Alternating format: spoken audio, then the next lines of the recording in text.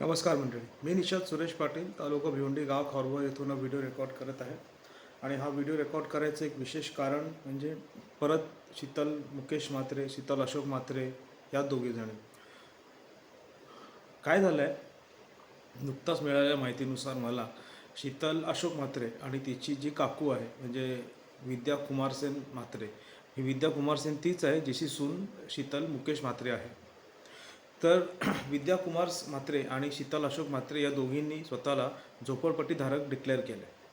आता हे कसं केलं, काय केलं? आता शीतल अशोक म्हात्रे तर काँग्रेसमधली माजी नगरसेविका होती. तसंच शीतल मुकेश म्हात्रे ही शिंदे गटातली आहे, तिची सासू आहे. तर मग या दोघीजणी कशा काय झाल्या झोपडपट्टीधारक? एवढी मोठी नगरसेविका, दोघीजणी पण होत्या नगरसेविका. एक शिवसेनेतनं होती त्यावेळेस आणि काँग्रेसमधनं होती. एक आमदारकीला पण उभी राहिली होती शीतल अशोक म्हात्रे, पण ती पडली. पण आता ह्या दोघीजणी झोपडपट्टीधारक कशा काय झाल्या आणि हे डिक्लेअर केलं आहे त्या लोकांनी. आणि SRAनी म्हणजे स्लम रिहेबिलिटेशन अथॉरिटी या संस्थेने सुद्धा त्यांना मंजुरी दिली आहे की तुम्ही झोपडपट्टीधारक आहात. आणि याच गोष्टी करता त्यांनी जी बोरिवलीची प्रॉपर्टी आहे ती त्यांनी झोपडपट्टीमध्ये घेऊन त्यांनी फायदा मिळवून घेतलेला आहे.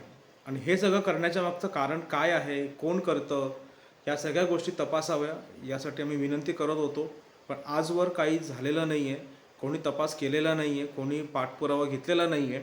आणि हे लोक मजा करतात आणि आमचे असे हाल. आणि आम्ही फक्त तक्रार करतो, इथे तिथे फिरतो जातो, पण कोणी आम्हाला दाद देत नाही. माझी विनंती आहे की हा व्हिडिओ शेअर करा इथपर्यंत की हे जे सगळे झोपलेले अधिकारी आहेत, जे भ्रष्ट अधिकारी आहेत, इन्क्लुडिंग शीतल अशोक म्हात्रे, शीतल मुकेश म्हात्रे, विद्या कुमार म्हात्रे आणि ते सगळे लोक जे झोपडपट्टीधारक आहेत पण खोटे, त्यांना सगळ्यांना जाग आली पाहिजे आणि ते उठले पाहिजेत आणि हा भ्रष्टाचार समोर आला पाहिजे.